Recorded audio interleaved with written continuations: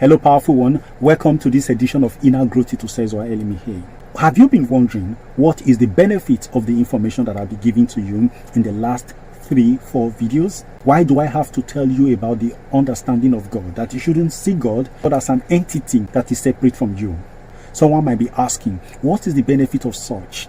Well, the benefit is that you need to fully understand who you are. I'm sure you have heard of the concept of power and authority. Of course, you know that power is the capacity to do. The ability to do is about performance ability, while authority is the right to do that which you can do. Now, linking all of these things is something very well known to everybody. It is called knowledge. Now, what is knowledge? You have heard it said that knowledge is power.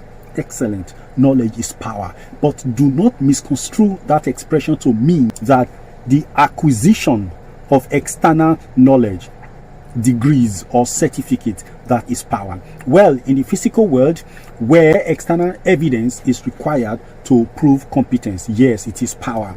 But beyond that, knowledge being power simply means that it is the volume of information about yourself and your world that determines your competence and authority. Power can only come to you when you have knowledge of yourself. Without that self-knowledge, there is no power, because you will have to function in line with your ability. Okay, to simplify it, generally, every knowledge you have comes with power. It comes with authority. But you see, the higher your knowledge, the higher your abilities. And then the more authentic your knowledge is, the more authentic a person you become. If you have inauthentic knowledge, if you have fake knowledge, if you have deceitful knowledge, you become a being of deceit, a being that cannot be trusted, because everything you assume, now this is the other word is not assumption. To assume is not to take for granted. No, it means to step into one's role. Assuming authority is to say that this is who I am taking charge. So when you have knowledge, there are certain powers or competence that follow that knowledge. And with that knowledge, you assume your rightful place in life in line with that knowledge. If you don't have that knowledge, you don't get the power. Now, if your knowledge of life is mediocre, if your knowledge of life is reductive by nature, that is to say that knowledge says you are inferior, then your life becomes inferior. And there's something that is very scary about all of these things.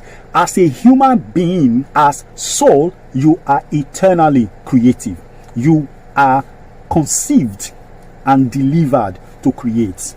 But the capacity, the level of creativity and the value of creation that you bring into life is dependent on the knowledge that you have. And that knowledge comes with responsibility, it comes with power. Your powers are immense. They are only limited by the knowledge you have. Now, the knowledge you have is also limited to the limit to which you are willing to quest. If you are satisfied with the knowledge you have inherited, if you are satisfied with the knowledge you have gleaned from books, from videos, then that's okay by you. But you see, your level of creativity will be mediocre. Do you know why? Whether you like it or not, you must create, because you are a creator by default. You can't do without creating. But the thing is this, a lot of us are creating how? We are creating compulsively. Because as you are breathing, you are in the process of creating. Now, if you have mediocre knowledge about yourself, about life, and about the source, which we call God, then your creativity will be limited by that mediocrity, which means you live a mediocre life. And I do not want you or any of us to live that life of mediocrity which religion offers us. We are saying break the bounds of religion and grow. There are certain powers denied certain people because they lack spiritual restraints. Why are they not given such powers? It is because they don't have the knowledge. Knowledge comes with corresponding power, and that power gives you a sense of responsibility. And that sense of responsibility creates within you a sense of restraint, so that you cannot do certain things. Now, there are some people that are very prone to curse other people. They are very fast at it. Once somebody offends them, you see them go off and they go cursing. That is evidence of a human being that is spiritually very, very low.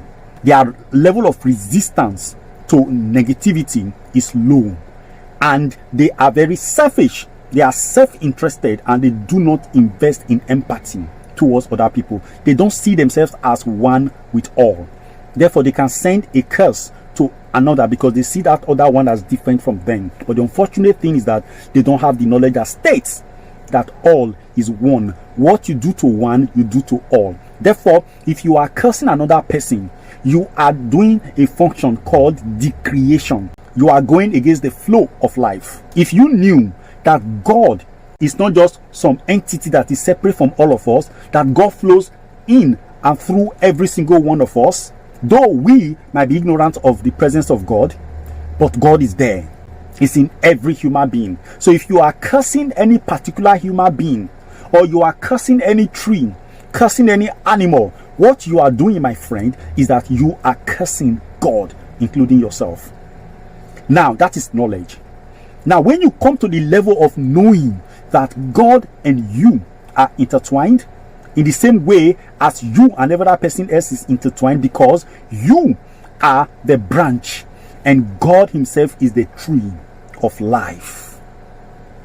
You see, now if you understand that knowledge, cursing another will not come into play. So this is where it goes. Even hatred itself is a crime against the universe. You are not supposed to hate. Anybody that is spiritually aware cannot afford to hate, because it takes self-hatred for a person to be able to hate another person. Now, how can you avoid hatred? How can you avoid the urge to curse another person? It is for you to discover something very, very significant. Now, this is where I go to. You as a human being, you are a confluence of the phenomenal and the noumenal. The phenomenal is nature as we know it in the lower universe. It is creation. It is existence. While the noumenal is supreme, is eternity. You are a pool where the noumenal meets with the phenomenal, which is nature, which is existence. In this mix, you are bound to be confused. People are bound to be confused and they don't know where they belong. But most times, a majority of us are seduced by mind, matter, and illusion to embrace the phenomenal as the real thing. Alright, which is the lower world manifestations of life. And when we embrace that, we find ourselves in all of these confusions of who is God, who are we, all of that, we don't know it. But a human being that takes a pause and delves into the pool and looks for the truth, within that truth is, within the noumenal and the phenomenal, there is a calm stream that is undisturbed in the heart of the noumenal, beside the phenomenal, flowing consistently, and that is the stream of life, which you are an extension of. When you connect with that, you have immense power. Not just powers to control others, but powers to control yourself, to control your feelings, to control your thoughts. And when you are calm, trying to find that pool within you, what happens is that all knowledge will be coming to you at the level of radiation, not because you read the book. There are ways it starts. You could come across books from nowhere. You are traveling, you see a book looking at you, you buy it. You're able to afford it. Somebody can just leave a book with you. You can be watching a program on TV, something is said, it takes a new meaning in you. You can be online, you just come across a meme or something.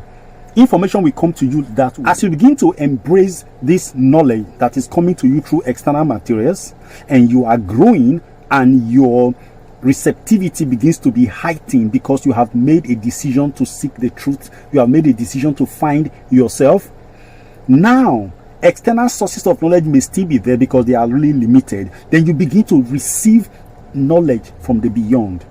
And this time, the real meanings of things will begin to flow to you by radiation. You can just sit down and you will get answers to queries that you've been putting up there.